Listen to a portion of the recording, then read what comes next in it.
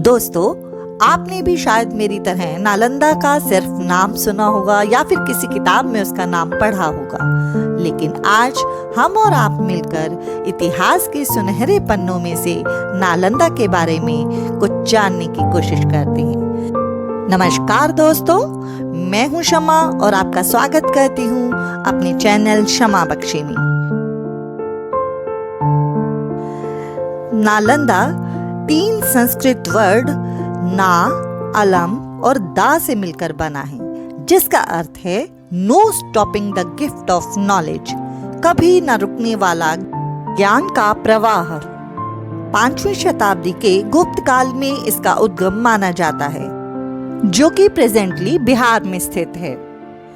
माना जाता है कि नालंदा में दूर दूर से, जैसे Sri Lanka, Indonesia, China, Japan, Korea आदि से छात्र पढ़ने आया करते थे। यहाँ पढ़ने वालों में हर्षवर्धन, नागार्जुन और ह्वेनसेंग जैसे बड़े बड़े नाम शामिल थे। ऐसा भी माना जाता है कि आर्यभट्टा भी इसी यूनिवर्सिटी से ताल्लुक रखते थे।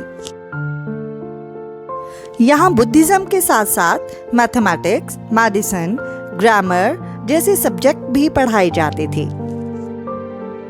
ज्ञान का यह केंद्र 800 सालों तक काफी फलता फूलता रहा, पर 12वीं शताब्दी में अचानक से यह अतीत के पन्नों में खो गया।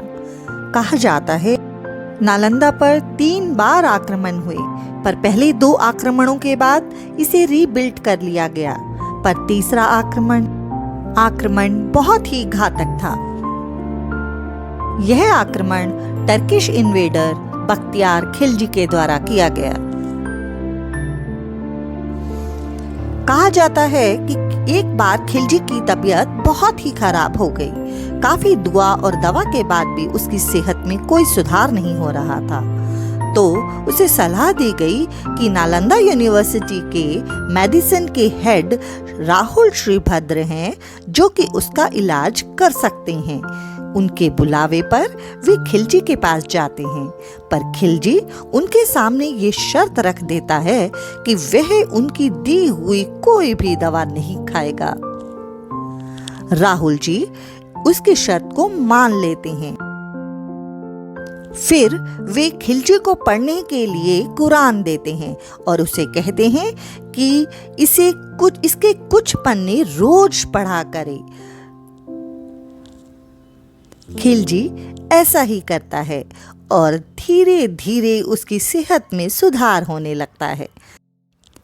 ऐसा इसलिए हो पाता है कि राहुल श्रीभद्र जी ने कुरान के पन्नों में दवा लगा दी थी, इसलिए जब वो किताब पढ़ता तो दवा उसके शरीर में अपने आप ही पहुंच जाती। इस बात की खबर जब खिलजी को लगी तो वो बहुत ही क्रोधित हुआ और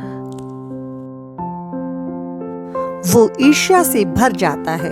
उसे लगता है कि इन लोगों के पास मुस्लिम हकीमों से ज्यादा ज्ञान कैसे आ गया।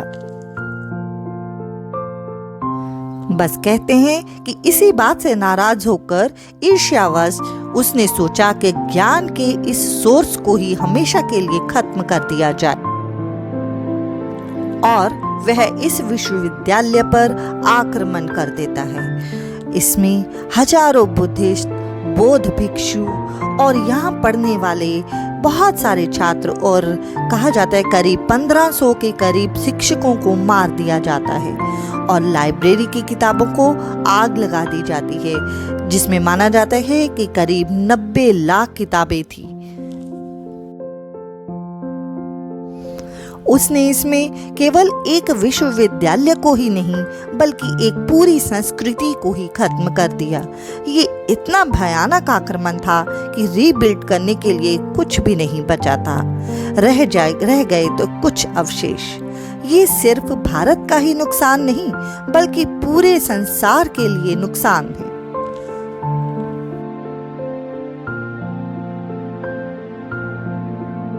इस यूनिवर्सिटी की पुरानी विरासत को तो हम वापस नहीं ला सकते, पर सन 2006 में हमारे पूर्व राष्ट्रपति श्री अब्दुल कलाम जी के मन में इसे पुनः स्थापित करने का विचार आया।